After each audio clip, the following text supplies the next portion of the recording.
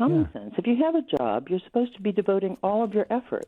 And I'm even, able to call because, normal employees are worked like dogs.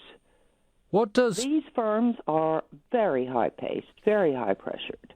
And I can assure you that I'll never see George Osborne. I was going to say, this might be above or below your pay grade to answer, but as an employee of the company... But I can tell you he won't be in the office. Right. And I can tell you he won't be sitting at a desk for one day a week. He's being paid because these are people of influence.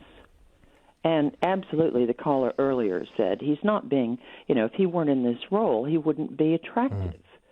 This is for organizations to have access to the inside of government so that they have a sense about what the economic and policy decisions are as they're going on. And that to me feels, from first principles, like a very, very corrupt arrangement indeed. Well, that's exactly the point. And I would say, if Blackrock doesn't want me to be involved in a media organization, or they want to evaluate what I'm going to say in public or in speeches,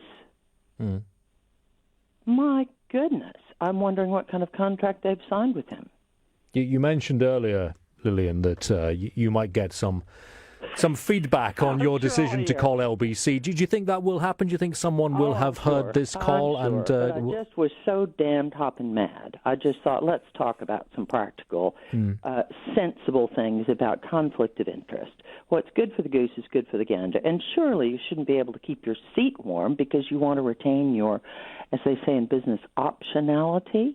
Oh, please don't say that's a word. Is it optionality? I've had people tell me, Lillian, you need to keep your optionality open. No, I'm not having that. Exactly. That's an unacceptable distortion of the language, I'm afraid. Exactly. So there you go. That's my view.